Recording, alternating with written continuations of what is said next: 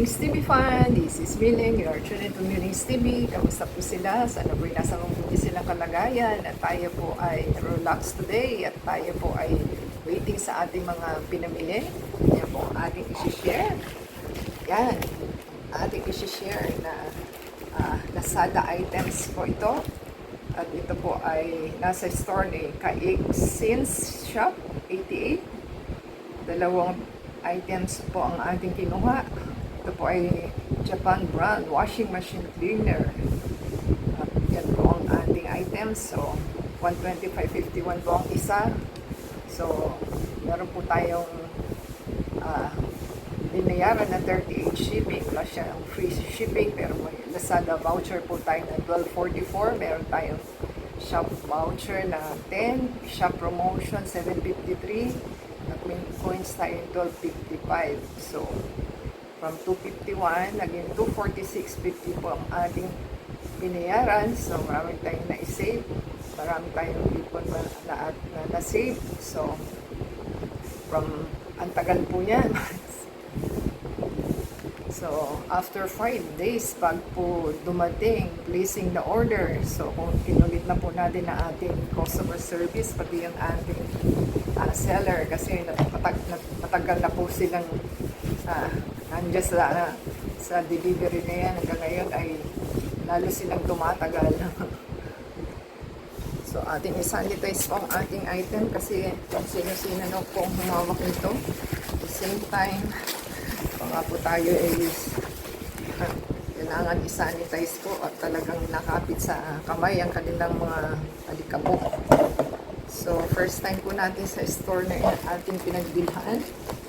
At yan po ang ating items kasi yung dati nating pinagbilhan is wala na stock. So, ito po ay naka-bubble wrap. Diretso sa bubble wrap. At hindi natin mabuksan agad. Ito natin yan. Hirap ha? Pero sa loob is nakabox siya. Ito ay dapat dalawa. Dahil dalawang orders kung ating pinili. So, mahirap ha?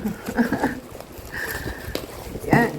Dalawa nga po ang ating box na ating purchase. So, yan po yung isa. Ito naman yung isa.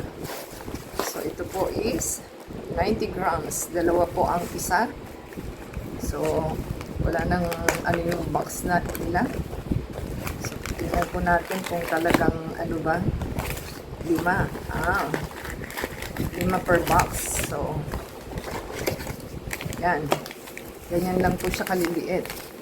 Mas malaki kasi yung nauna natin. So, 3, 4, 5. Try po natin ito kung okay ba. So, dapat is 5 din siya. So, 1, 2, 3. Asawa ni Marie.